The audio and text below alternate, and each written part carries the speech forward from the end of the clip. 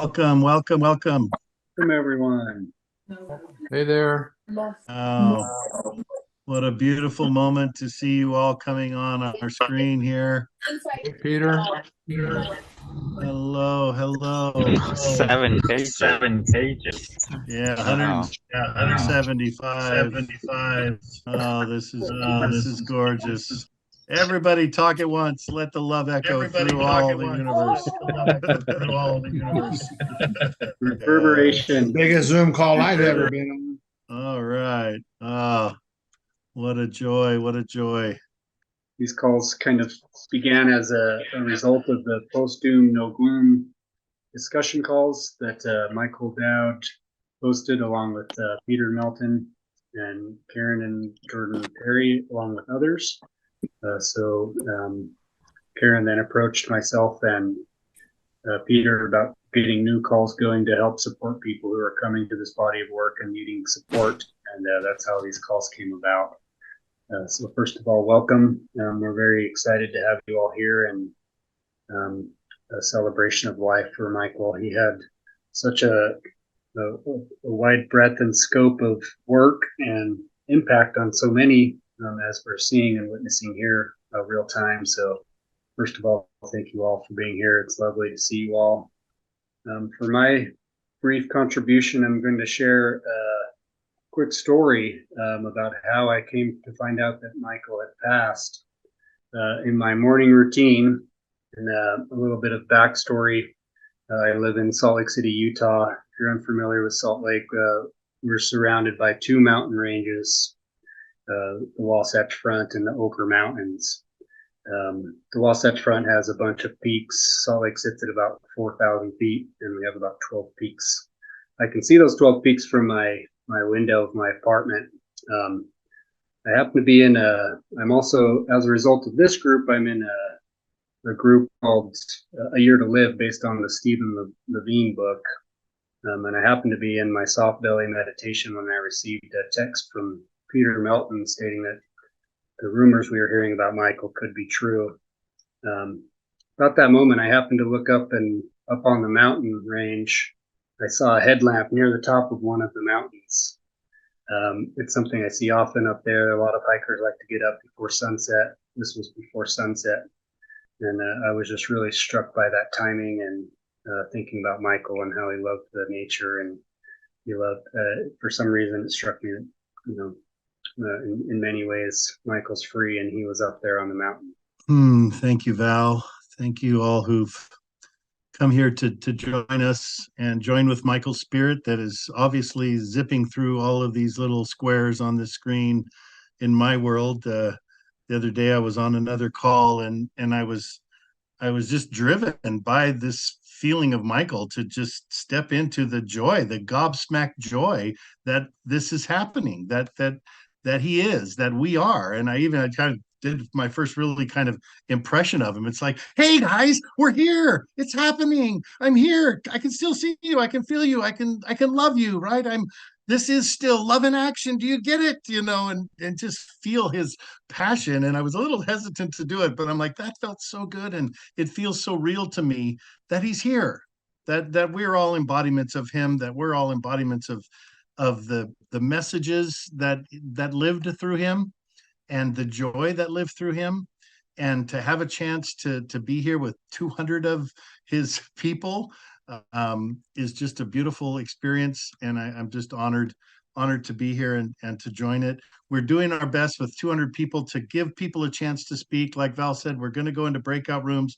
And part of our idea on breakout rooms was that we wanted to get a feel for how you knew Michael so that we could go into some breakout rooms that are maybe categorically by when you knew him, or whether it was through the UU churches or his time with Thank God for Evolution, or if you're old family friends.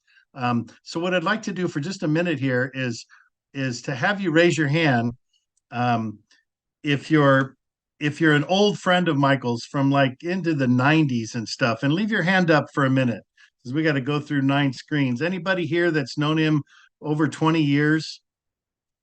Okay, a couple there. We'll scan through the pages to get a feel. There's a few more. and a few more, but it's beautiful to know. Obviously, he touched so many different worlds, and we have so many. Okay, terrific. And then folks that would say it connected more through the thank God for evolution of his world and the great story and the unfolding there. Can you raise your hand up if that feels like the timeline that you were with Michael most or first? Awesome. Oh, look at all those hands go up. Yeah, when we were watching the waiting room fill up before we opened, it's like there's a whole bunch of names I've never seen before, and that just makes this so beautiful for all of us.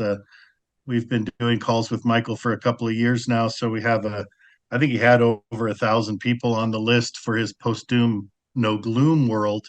Um, but it's beautiful to know that he had thousands and thousands and thousands of others through all of his other different programs. So, okay, that gives us a little feel that there's definitely quite a few of you that have known Michael for 10, 20 years, 30 years and more. So thank you for that. Connie has been in touch a lot with Karen Perry over these last few days, and Karen's gonna share that experience and what Connie has been sharing with her. So Karen, thank you. Welcome all on this incredibly momentous occasion. I feel like we're all so blessed to get to have this celebration time together. Just the way I think Michael would have wanted. I feel like I had to cram for a final here to just do all the work that I know you're all doing too, to adjust to this new reality that has been presented to us. Living with, Michael no longer able to just text and say, hey, like I just did, a week ago when I learned of his father's death and everything. So this is our guy. We all feel so deeply connected to.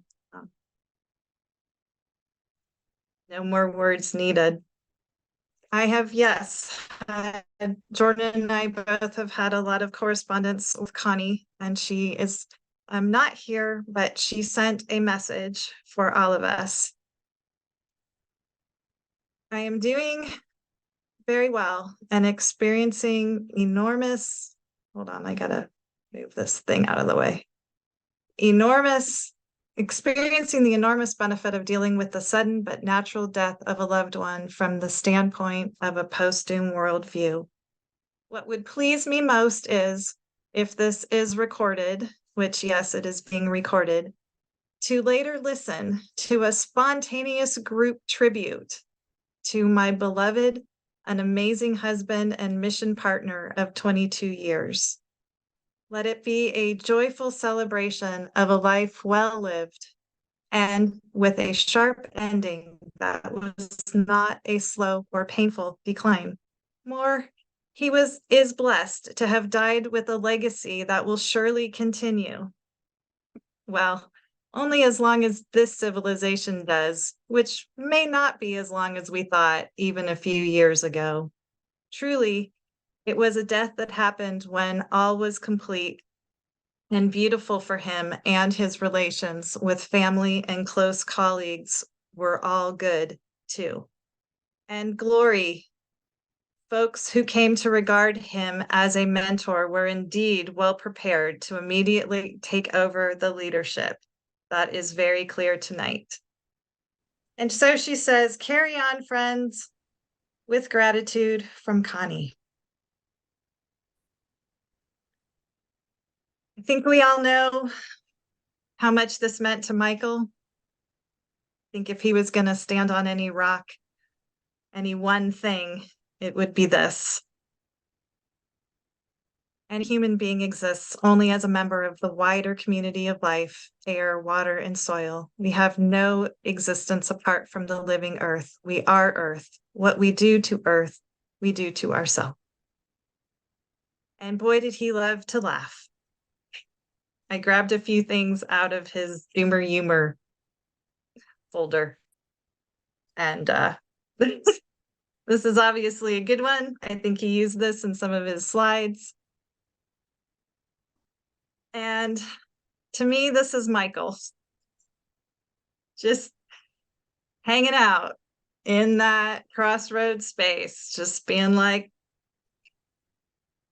it's okay. Flowers are coming up. It's all fine. And then, of course, yep, still fucked. Okay.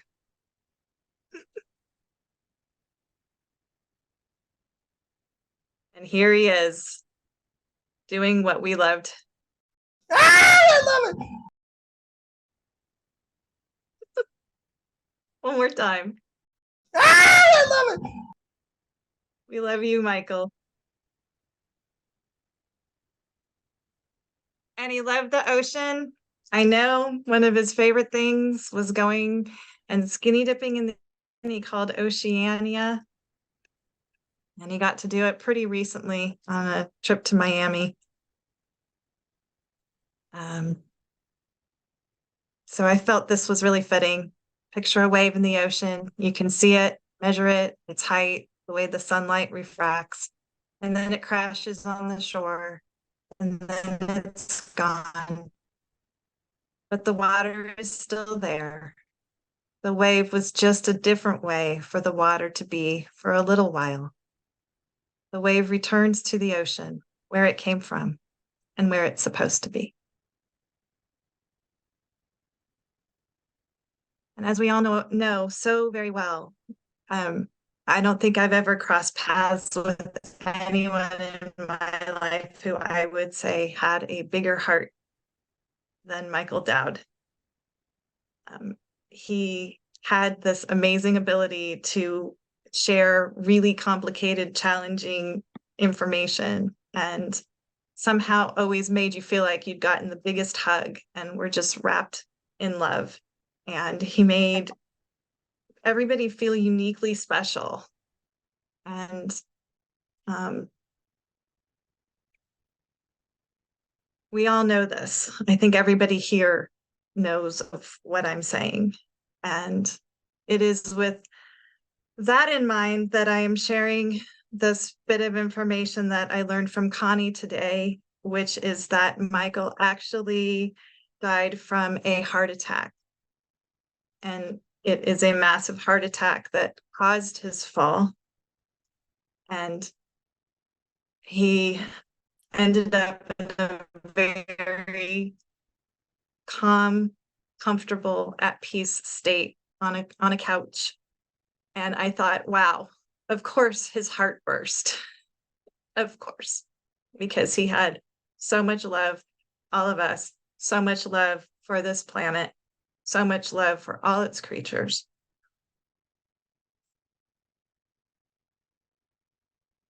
Love and action will, of course, prevail.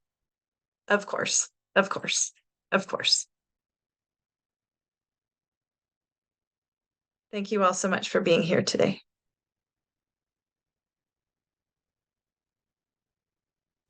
Yeah, thank you, Karen. Beautiful, beautiful representation there. And we're gonna add to that here because if I understand correct, Connie put this next piece together for us, and it's a video tribute. And so yeah, bust out the hankies for tears of love and joy and sadness and grief and more love and more joy and more of all of it. And I will do a little screen share now.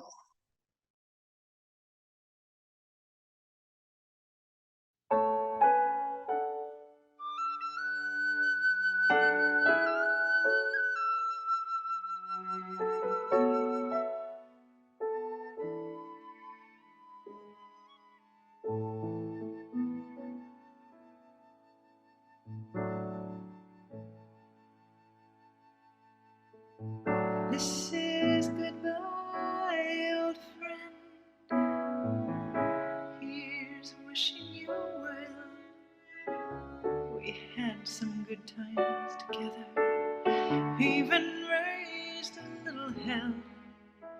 But if one thing is certain, it's that even good things end. Still I gotta say, I'm gonna miss you, my friend. Fare thee well, fare thee well. May the road rise up to meet you. May in heaven's light you dwell. Fare thee well, fare thee well. My friend, I'll surely miss you. Fare thee well. We'll be sure to trade numbers and promise to stay in touch. We'll send a card at Christmas, maybe birthdays and such. But I wanna take a moment. I gotta tell you how much you meant. There were times I thought you were heaven sent. Fare thee well, fare thee well. May the road rise up to meet you. May in heaven's light you dwell. Fare thee well, fare thee well. My friend, I'm gonna miss you.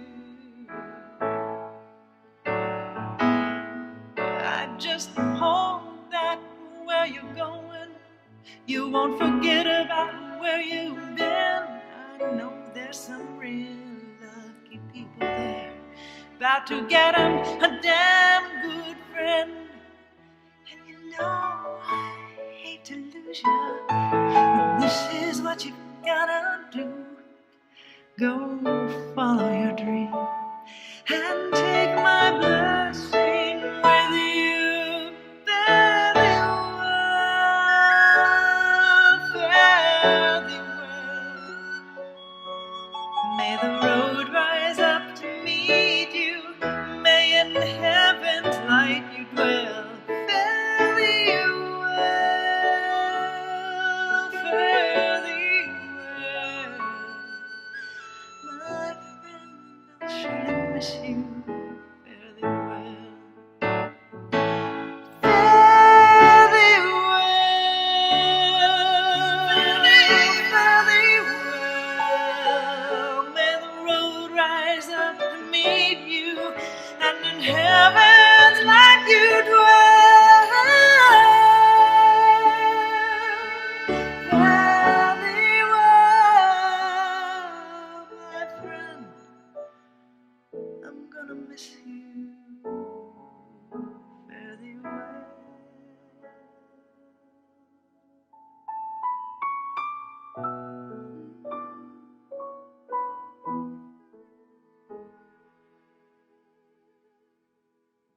Fare thee well.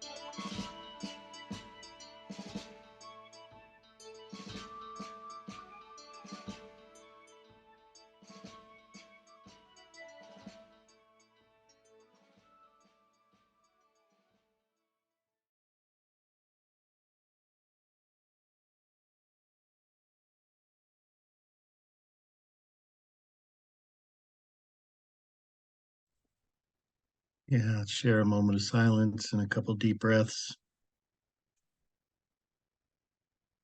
Hmm.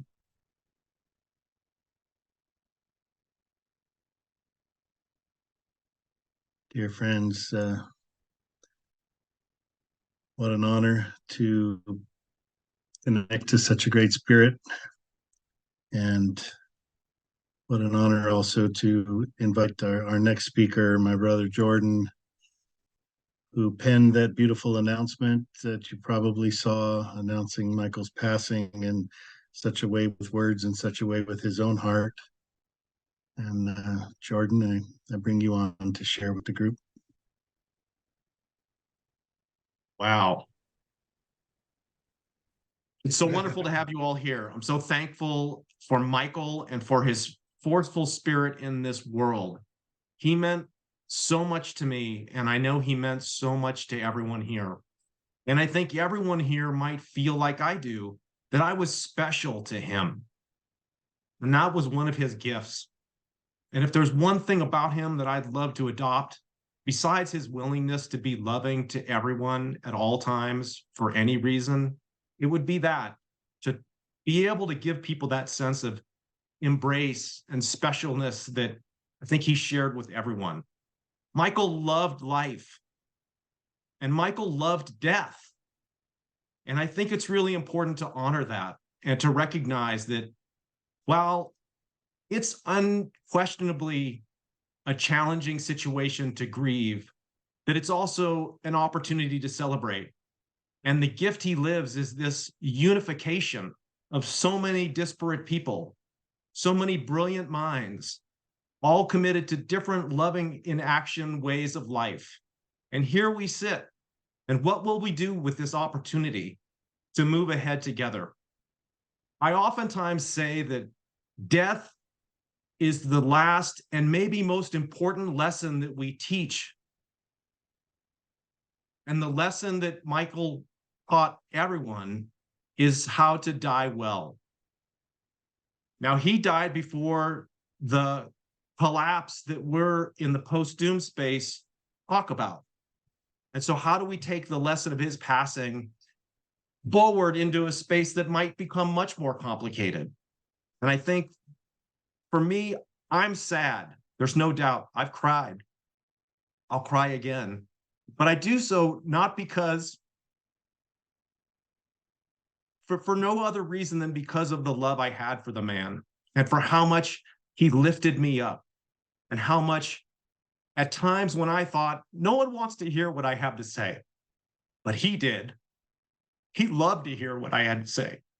And it made me feel better speaking. And so I think for all of us, we can grieve and we can be sad, and that's okay. But we should be filled with joy because Michael lived a full, amazing, wonderful life. And I'm so glad to have been touched by it. And I don't think I speak for all you here. And that's why it's so important to get into the breakout rooms so everyone can speak. I'm so blessed to be able to have this moment to speak to all of you, but it's only to open up the space for everyone else to be able to flow into it. You know, here's one thing. I'd say the one thing I quarreled with Michael about was my tendency to get into fights with people. But quarreling with Michael was a one-sided affair because he would just laugh at me. And one of the last things he said to Karen was, "Oh, you silly goose," because we were again in another sort of a strategic shenanigan fest. And I'd say, "Michael, I'm so mad at this person, fill in the blank." And he'd say, "That's not the way." And so after his passing, a number of those people, some of whom are here, we've reconnected and we've talked. And I know that that way that he made me feel special, we both took that energy and put our relationship back together. Because while there's so much that divides us, the earth and the community of life always unites us. And so I want to live forward into that sense of love that he had and that sense of belonging and togetherness. I'll never give up my warrior spirit. I'll never drop my hammer, but I want to wield it in a way that shows that my intention is to bring harmony to all. And I think that's what he was all about. I was going to read this poem that I wrote, but I'm not going to because I don't want to drag the energy down with boring poetry. If you'd like to read it, you can. It's on my Substack. But the main thing I just want to say is I love you all. Michael loved us all, and it's all going to be okay. Even if the world collapses tomorrow, it's all okay because the gift of life, the magic of existence, we've already gotten it. So thank you for coming. Let's get into some breakout rooms and let's have some sharing time. Yes, thank you, Jordan. Thank you for your passion and your obvious love and spirit. Excuse me. My name is Miriam. I'm Michael's daughter, and this is my niece Isla. Hi. And Hello. hello. This is unplanned, but just because I know we're going into breakout rooms, I'd just like to sing a very short song. Oh, please, you're more than welcome. We're honored that you're here. Take as much time as you'd like to share, or have your little one say what she might want to say. Thank you for coming in. This is my niece Isla. Hi. And my little one was here for a moment, but she finally went to sleep. She's 3.5. So this is a song that came to me in the shower, where all good songs come, a couple years ago. And I sang it to my dad probably about a year ago. And it definitely sums up the gift he doesn't sum up. It's one of the gifts he gives, but I've been singing it a lot recently. So you all can sing along with me. Just make sure we're all muted. And yeah, I've been singing to him a lot. So, oh, and a message from my daughter, who's 3.5. I told her today, Grandpa Mike loves us. We love Grandpa Mike. And she said, well, and he loves himself. So, message from the little ones. So tonight I said, Grandpa Mike loves us. Grandpa, we know we love Grandpa Mike, and he loves himself. So.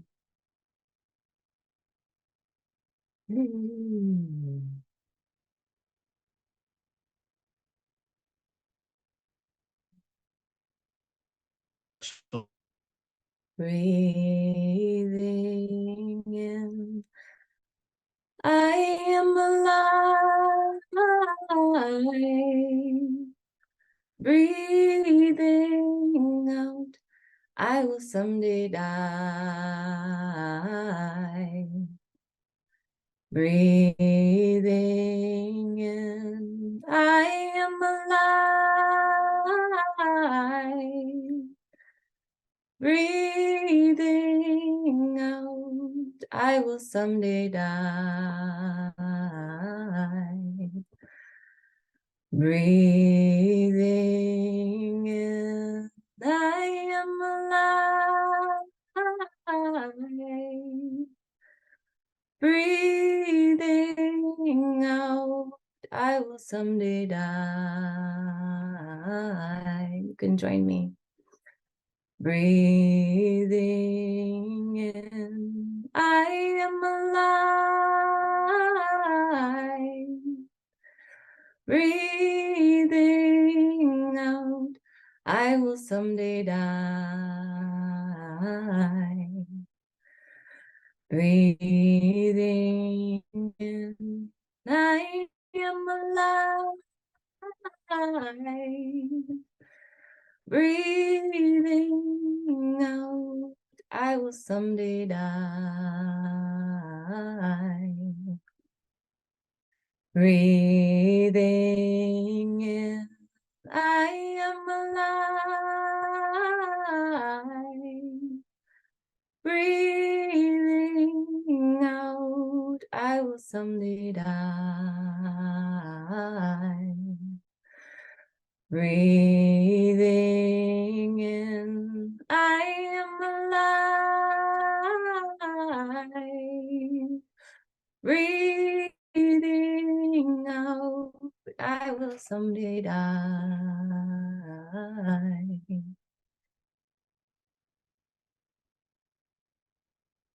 Hmm.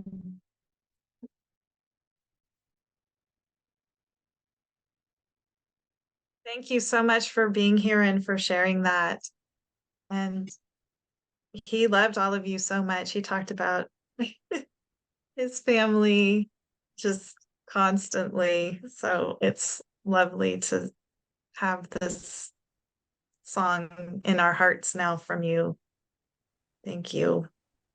Absolutely. Welcome back to the beautiful celebration of life for Michael Dowd. We are just returning from breakout rooms. And John, I'm glad you raised your hand because I was already wanting to call on you. I saw the post where Connie shared something that you wrote about Michael and his life, and I know there's so much more to his world than I've been privy to in the last 10 years. So I'd love for you to have a few minutes to share a little bit of the more of what you know of his history and how you were moved tonight. Yeah, for sure, Peter. Thank you so much. Michael and Connie had an incredible team and ministry with their eco-evangelism, their evolutionary evangelism. It was unbelievably inspiring and truly life-changing for me and my family.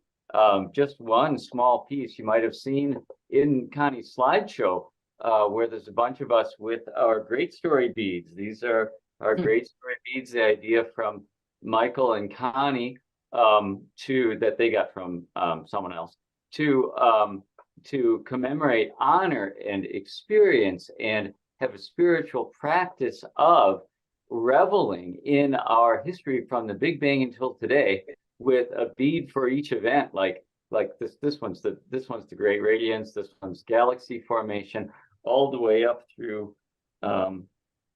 Pangea and the discovery of the solar system by humans as not being geocentric, and transistors and everything like that, all the way through this thing.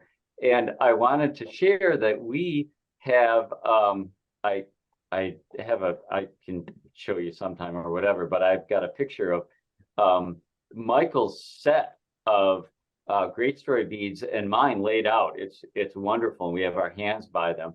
And if we look over here on the wall over there, you can see 3 sets of beads hanging on the wall. And those are the ones that my kids made when they got old enough to understand and construct these. It's a rite of passage getting old enough to do this. You can see those and understand what all the events are. We had, for each of our kids, we had a naming ceremony. And as part of that, we select someone to be a spiritual guardian, to be there to help them understand the big questions and things like that. And for my youngest one, Connor, that was Michael Dowd. And so Michael would call Connor on his birthday every year. And I actually sometimes we wouldn't be at home when he called. He just happened to call when we were out somewhere. And so sometimes it would be left on this answering machine. And so I have his message here. Time and day, not Wednesday, 11, Friday, 12:08 p.m. Hi, this is for Connor. Happy birthday to you.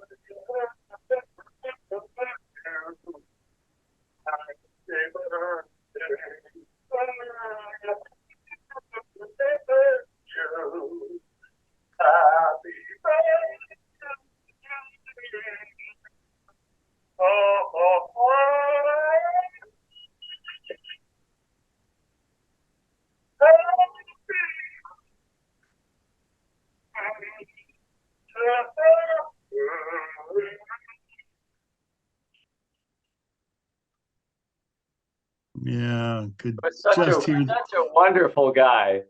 Yeah, Such a what a wonderful spirit. guy. Touched so many lives in so many powerful ways. Yeah, thank you, John. That's a beautiful to just get that vibe from your recording there and to see the beads. He loved the beads and he spoke of the beads often, and it's beautiful that you have them. I wondered if that was you when that picture went by. I'm like, that's somebody that's deep in his story there, and awesome. I think Daniel Dancer's here still, and we had asked if maybe he had wanted to share his recent thing. Yeah, the Daniel, image and are you Yeah. there?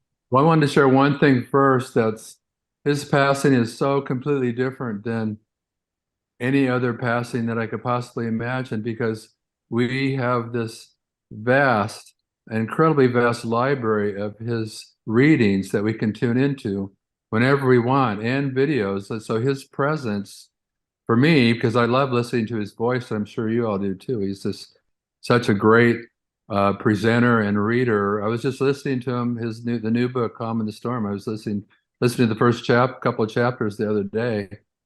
And then the next day I heard he was gone, but it's like his presence is going to live on in all of us, because we're going to go back and we're going to be listening to things that we haven't listened to, because there's just so much. His capacity to cover material is just, it's like from another planet that anybody could do that much so well.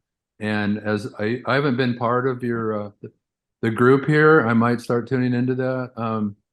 But I wonder if you were talking about how to carry on his legacy, who among us could be a reader to continue on with new information that's undoubtedly going to come out? Because for me, that was the best thing that he did, was just cover all the important books that were coming out. It was just unbelievable. And so that's something to think about. And as far as what you guys wanted me to share, I do these Art for the Sky programs. Some of you might listen to my post-doom conversation. And I do these giant living paintings with schools all over the country. And this last week, I was in Vermont. I did a falling maple leaf with a little school in Vermont of 100 kids. And then when I heard the news on Monday morning, I was just starting a project in Lexington, Massachusetts. That was where the first shot was fired. I just got a history lesson today about that and traveling around. I started a project and completed it yesterday of a maple tree where all the kids were the falling leaves on the tree. And when I saw that picture that Connie posted of Michael laying down in the yellow falling leaves, it was like, oh my God, it's so perfect. Poets have been writing, comparing leaves falling as an apt metaphor for death for, forever. And so I can share a picture, or I can, the host is disabled screen sharing, so I can't share anything. Peter, do you have a way to undo that? Should be good to go now, Daniel. Pardon? Okay. You should be good to go now. Okay. Let me pull up the picture anyway. Yeah, and then please put the link to the video in the chat, because Okay. everyone will I just melted and sobbed when I saw that today. It's so amazing. And with just joy just poured out of me. So Oh, well, that's good to hear. I mean, that's always my goal with these things, is to make people cry, because it's just such an unusual thing to get everybody to collaborate together and participate in these things. So we have a little leaf on the right and we have the big tree on the left.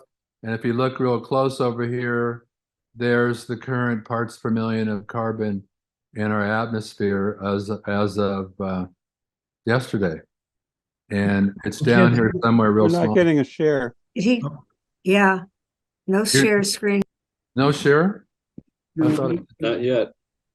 Okay, I'm sharing screen. There it is. Okay. No, not here. Okay. You see it now? Yes. Okay, there it is. Oh, we see it. So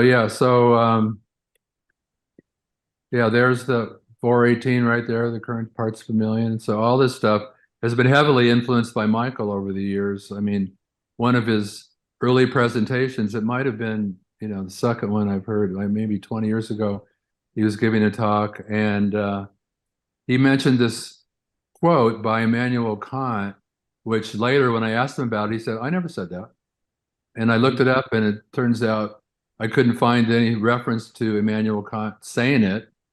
But the quote, I use it all the time in my work, is it's this: "For peace to reign on earth, humans must evolve into new beings who have learned to see the whole first, making decisions based on the whole." And he said something, he said, "We need to see through the eyes of everything." And then I added my stuff over the years to that. We need to see through the eyes of future generations.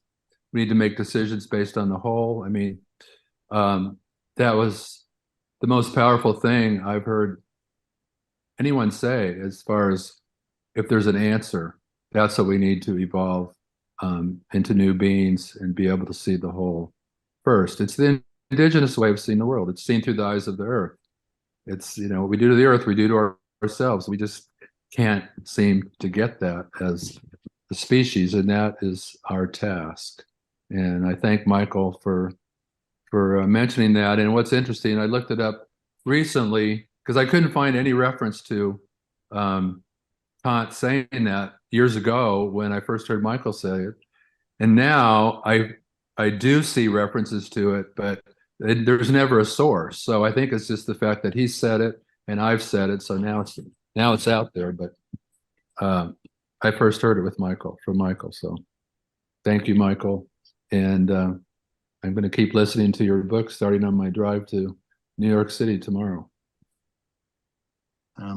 All right. Well, Dwayne, I see your hand raised, and I know you sent us a note just today. So please join us with your share. Thank you. I just wanted to extend to everybody that coincidentally, in March of this year, I had the opportunity to sit down with Michael. I worked for Michael and Connie in previous life. Anyways, Michael and I had a chance to sit down and do a one-on-one for an hour's time. And the topic was grief. The topic was death. And Michael literally spilled his guts. I'm shaking just thinking about it in terms of what life was for him.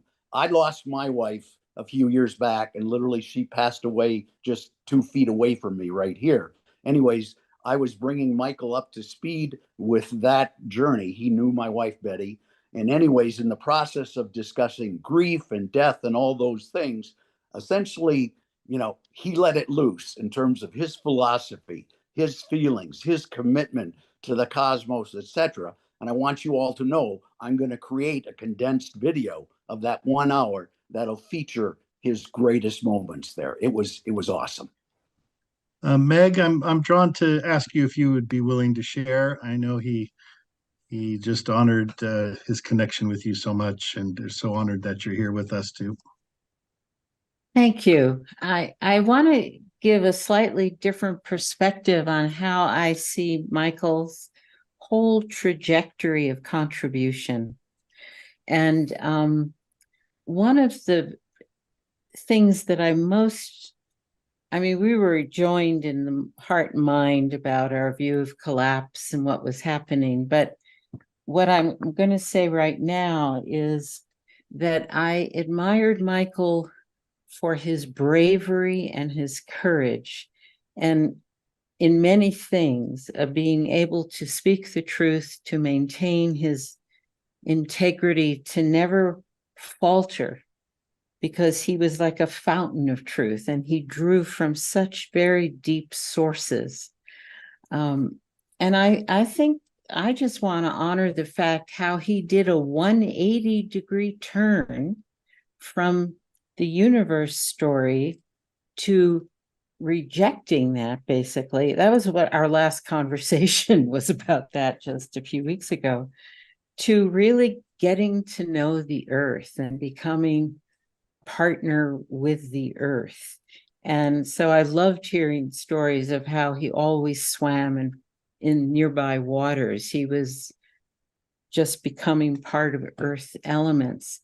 But when he abandoned this very anthropocentric view of the universe story, he became familiar with the human spirit. And one of the things I noted, and we often talked about it, was his needing to, he honored the sacredness of the human spirit, but he was also dealing all the time with not only the sacredness, but the scaredness of people who were in denial. And he got to know our best qualities by being open to working with people from their worst qualities of denial and fear and insult and pushing this away. And what I understood and really treasured in my friendship with Michael was the deep conversations we could have where we both were changing from being outraged at people's denial to really understanding from a point of view of compassion. Yes, people are scared, people are afraid. So he began by trying to coax us out of our caves or our ostrich positions, our heads in the sand. And it was very, I mean, this is where our work is similar, but for very different reasons. I work with social collapse. But Michael led me to understand, and our final exploration together, which I understand was a conversation that Connie started with him, was that he'd done enough to explain, as you've all noted, incredible resources, thank God for that. But that it was now time for him to become pastoral, to return again to the comforter, the person who understood your fear and your denial and was just such a gentle voice. And I saw that when he was responding to some questions with the Canadian Club of Rome. And I commented on that, like, this is your new role right here, to be a pastor to those of us who are, we don't need that from Michael. We have all the other wonderful attributes. But for a wider audience, I heard him becoming a voice of consolation, compassion, love. And there's just one other thing I want to say. Everyone was aware of his joyful presence and his encouragement, and I certainly benefited from that greatly. But I think Michael knew partnership in a way that most of us don't. So his partnership with Connie, his mission partners, his partnership with the earth, his partnership with anyone who came into his orbit. And one of the things I've learned from some of my spiritual teachers is that joy is a consequence of partnership. Joy is a consequence of when we are truly relating to one another and experience communion rather than separation. And we experience this third thing, it's been described as, that's something that emerges. And I think that fed Michael's ability to truly be in deep relationship with us, as many of you have expressed, was the way, it was what nourished him, and it was what led to increasing expressions of feeling joyful. And at the very beginning, I think it was you, Peter, that you just had this moment of realization, we're here, we're all together, and that felt joyful. And that was an experience of communion. And so wherever Michael started with feeling joyful at the possibility of engaging with us, I just saw him growing in joy because he was growing in partnership. And that's what I wish for all of us, that this is the pathway to joy, being fully present for one another. And I think it sucks that he died. I mean, I just have to say that. And I'm going to miss him profoundly. And certainly it's for all of us to bring whatever he gave to us. But this capacity for joy is available to all of us if we're willing to not feel separate and to reach out to one another. And that's for me his one of the beauties of what he showed me of how to live a joyful life in the midst of terror and horror and degradation and collapse. So, and thank you for the time. I was thinking of one more thing. This beautiful poem by McGraw, who wrote about flight. And this is how I experience Michael at this very moment. I have slipped the surly bonds of earth and danced the skies on laughter's silvered wings. And so that's where I imagine Michael is right now, joyously dancing in the sky on laughter's silvered wings. Thank you. Yes, I'm called to want to have everybody feel that right now, like I did there at the beginning. Let's have, while we have this moment and those beautiful words, have Michael move through you right now and just imagine his joy at the fact that this is happening, right? That he is being acknowledged in a way that is so beautiful, and stir up and run that energy through your body to just see Michael going, "Hey, everybody, this is okay. It's better than okay. It's how does he do it, Karen? It's fine. It's all fine." And in his humorous way and his loving, joyous way to dare to tap into that when the time's right for you, I think is a beautiful gift. So thank you, Meg. Karen, Jordan, Val, what are you feeling like adding something or? Well, that was so beautiful, Meg, and I'm so thankful for all the work that you did with Michael, and I feel like I know you a little bit because I've watched you for hours on screen. So to just see you here, I'm like, oh, it's my old friend Meg. Hello. I'm gonna go get your cookies out of your cookie jar. It's right over there behind you. And again, that's the thing about Michael. He was the joiner, and I want to learn from that and take that forward. I could do a lot better. And I will. And I want to say Michael is irreplaceable, but that's also okay because we're all irreplaceable. We're all extraordinarily unique and exactly the same. And his work can't be let go of because it's all in us. And he did so much death work. And there was so much death work that was central to the Post-doom No Gloom calls and the Collapse Acceptance Alliance calls. And it comes up so much. And so I've talked to him more about that than maybe any other subject. And it's okay. He's okay. He's with us and through us, and we'll carry that forward. It's going to be just fine. And yet the loss is magnificent. It's extraordinary. He would laugh right now. He would laugh right at us and laugh with us. And it's so uplifting to be a part of this group that makes it so obvious what he did. But it's on us, right? He said, this is your opportunity to be. It is our chance to carry that forward. And don't say goodbye to the movement or the messaging or the conversations or collapse or any of that. This is the beginning, not the end, or maybe the middle. We're born into the middle. And I just want to make sure everyone isn't one and done. If this is your first time on one of these calls, come again. If you haven't been to a call, start one. If you haven't spoken to the people closest to you, do it. Share it. Make it okay. That's what he did. He was the first person to dance bad to a stupid song at the wedding. And I want to get out there with him, strip the shirt off and just have a good time. So it's just so joyful. And thank you so much for doing this. Thomas, go ahead, please.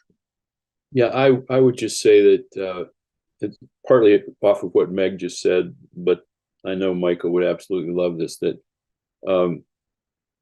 Michael lives on because of the connections that we have, and the connection I'm experiencing with you all now tonight. It feels like an opening rather than a closing. And thank you, Michael, and thank you, all of you who've been touched by him. And I think he, like a lot of us, doesn't really believe that death exists anyway. So thanks for letting me check out with that.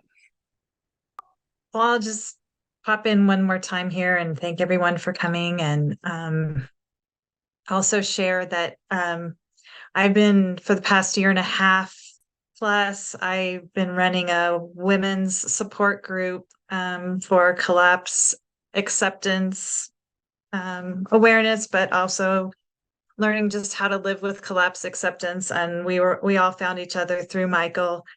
And we had recently one of our, we call it's called Post-doom Bloom, and one of the gals just went through medical aid in dying, and she showed us all so well how to die. And she had gotten a lot of inspiration from Connie and from Michael. I posted in the chat the death work that they did. They have just, if you've never dove in and taken a look, it's amazing, the body of work they've done. And she learned a lot from them. And she said, this is my favorite quote from her. She said, I've lived a full and complete life, and this time for me is just frosting on the cupcake. And I feel like Michael's, chapter ending, however you want to frame it here, is this frosting on the cupcake moment for him, to show us all how to die well and follow his lead. And I love that. And I'm so grateful to him for this, final amazing frosting on the cupcake lesson. And I'm going to carry that with me as one of my Michael Dowd wisdom nuggets.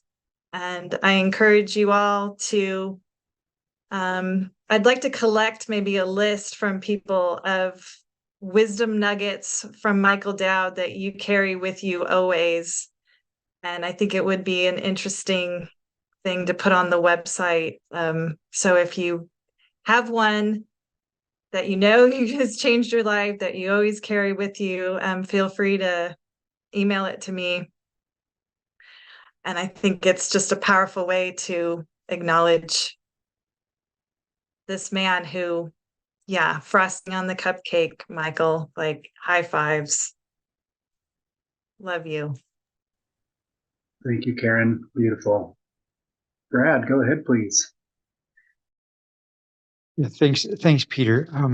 Yeah, I'm a bit of an outsider. I had meant to email Michael and just say thank you for his work, and I just didn't get around to it. I've been on the Collapse Aware journey about 4 years, and a year ago, I think through watching a lot of Michael's videos, it really helped me pull me through into the Post-doom No Gloom. I've been on antidepressants. Was taking antidepressants for about 2 years.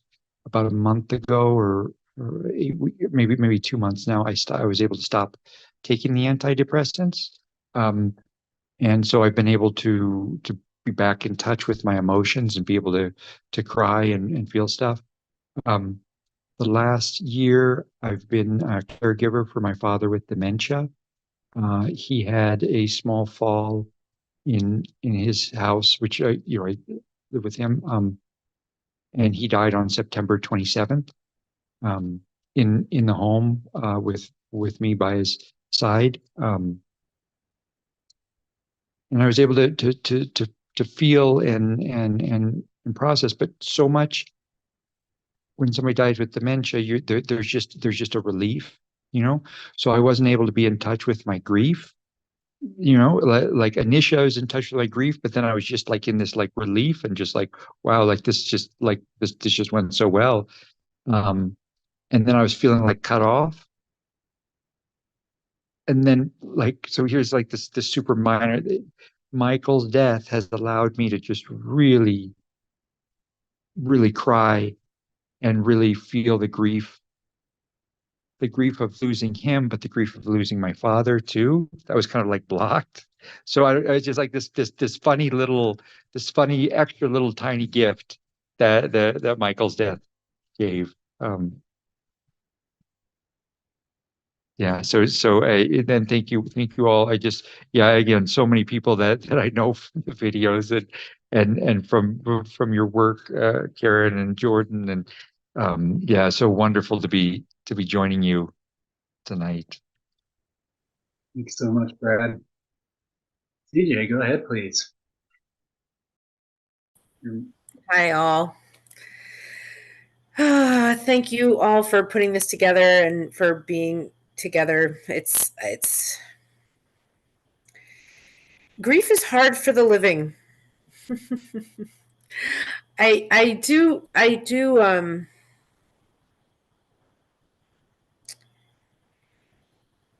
feel Michael's joy, and I in some ways, particularly hearing Connie's words, it's not sadness that he's passed. Like, in some ways, that is a great death for him, and he was so comfortable with his death and has spent so much time in graveyards and talking about death, and it's hard to feel sad, for him. I feel like even though he had so much more to give, he was also ready, which is such an odd combination.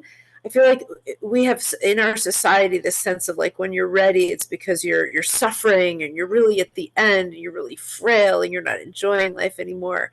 But he took being ready to die to a different level. And I'm ready to die and I'm living fully simultaneously,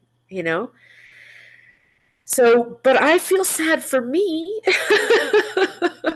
which I understand is quite selfish, and yet is my truth. And I felt like I wasn't done receiving from Michael and sharing with Michael and learning from Michael. I wasn't done, and obviously there's still a huge library of work. On the road trip that Michael's on, he's supposed to be at my house on Sunday, and I was finally gonna have personal connection with him, like in person. And I've taken the day off on Monday. We're going on a hike, and we've been talking about it for weeks, and I have this whole agenda. And I actually spoke with him on Friday night and woke up to a text from him that he must have texted me at some point late. So I feel like I'm in the middle of having we were just talking about a project that we want to collaborate on in the collapse space, and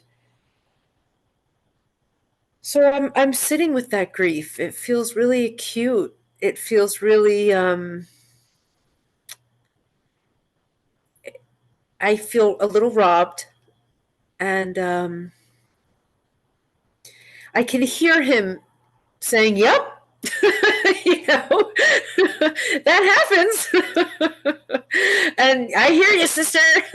Just sort of rolling with it. And so my sadness is mine, and it's for all the people that would benefit from hearing him, and I hope his words still reach out. And I want to point out something that Michael and I talked a lot about, which doesn't come up in so many of our groups, which is that Michael really straddled this world of collapse and religion.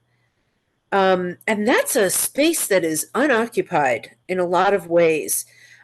People who are very religious, I want to say this thoughtfully, but I'm foggy-headed and grief-stricken, so I might say this clumsily. But people that with a very strong faith in God, almost the cosmology of what that looks like, of the structure of the world, God sort of gets in the way of them accepting collapse in a lot of ways. And for people who are on the collapse accepting side of things, atheism is a very sort of clear path for many people. So Michael sort of bridged that gap, and he brought God into collapse, and he brought collapse into a God view, and created his GMOGD, and worked with this notion of ecotheism and what that looked like. And it's a necessary place. It's a necessary vacuum that he has left. There are billions of people in this world who are whose religion stops them from seeing collapse and will stop them from accepting collapse. And I felt like Michael had such a way of communicating to those people who needed that, who needed him to shore up that foundation when that foundation shifts, because accepting collapse necessitates a shift in a worldview, and for religious people that can be quite devastating. I speak from experience. So in one of my first phone calls, actually I think it was my first phone call with Michael, I told Michael that he was my Rebbe.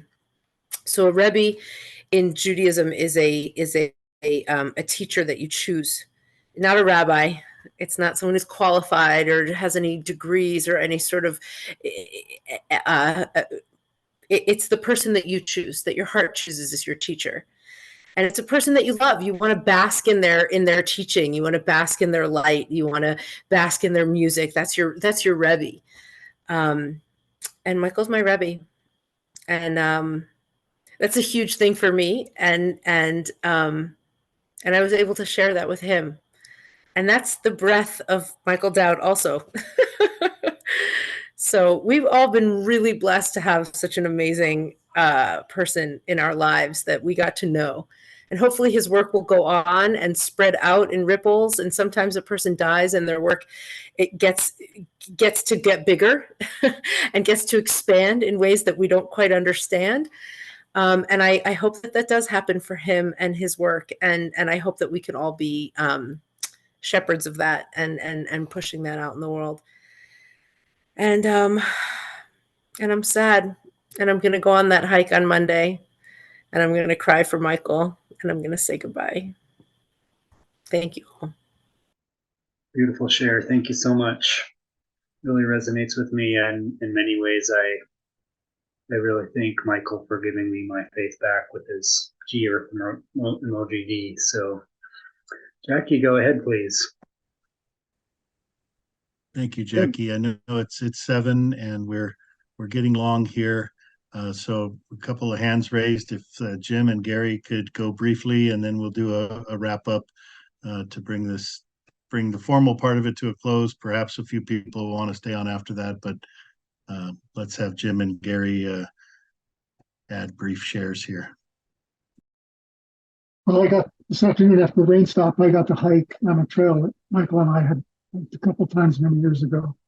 And these past few years, I've lost a daughter who is 36 years old to cancer, 5 years ago, stage 4. A son-in-law committed suicide after having some terrible prescriptions given to him, psychotropic medications that reacted badly. And then Michael, going in a matter of hours, the thought occurred to me that at some point we may very well be looking back at them and saying, "You lucky people." Look at the circumstances in which she died. My daughter died surrounded by people who loved her, and she cheered them up more than we cheered her up. Always laughing, keeping my son-in-law, his only hell was his own. He didn't have to look at his children and think of what they might be thinking. So, lucky you, Michael. You got the good way out. Maybe we can become the post-Dowd. Post-Dowd group.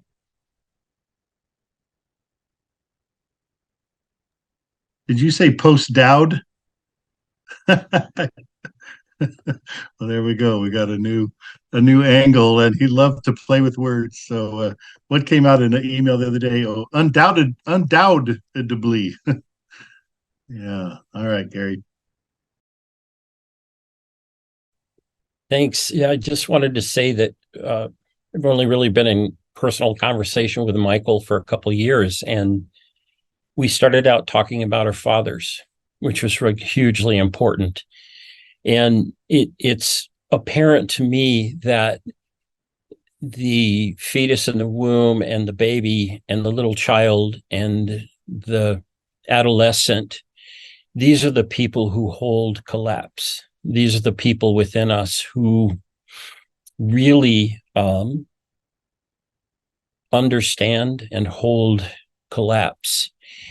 And that quite often most of our conversation about this stuff happens in a place in our heads that separates us from it. Michael and I talked a lot about our kids too. I have 2 kids. He has a daughter, grandchild now, and we talked about that. And for me, the deepest connection we had was talking about collapse in terms of relationship. I'll say too that Michael, we laughed because of our relationship with our fathers was so different. Michael learned as a child to get big and fill the space. We love that about Michael. He did that, and he learned to get loud. And that was beautiful about Michael. I learned to get small and disappear. And we were like light and dark that way. The other little piece of it, we used to talk about this, and I relate, thinking about CJ's comments here. For me, not only religion, but also modernity and the modern sense of science is a religion that also denies collapse. And Michael and I were talking about that in his last month. He and I communicated a couple times. We were going to get around to talking again. What was so good about our conversations was that they were not rushed. They were not compressed.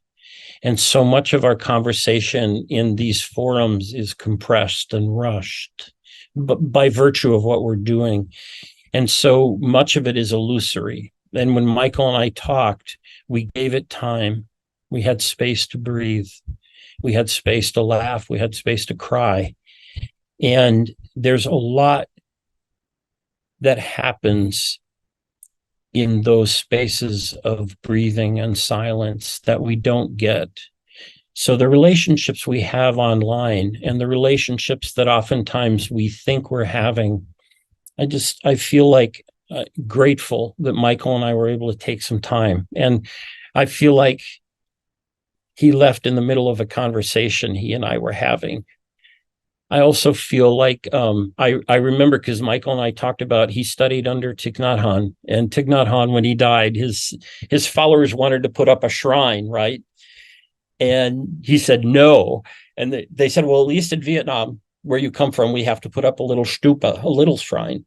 And Thich Nhat Hanh said, if you do, you must put a sign on it that says, I am not here. And then I don't know if they did the second sign. He said, you must put up another sign that says, I am in the clouds blown by the wind. I am in the rain that falls. I'm in the ground, and I am in every step you take. And my sense is Michael Dowd is not in his videos. He's not he doesn't exist in digital form. But when I walk outside after this, I'm going to look around and I'm going to feel, I honestly feel closer to him now than when he was alive. This happened when my mom died in 2016. When she died, we were very close. But when she died, ever since her death, I have felt closer to her.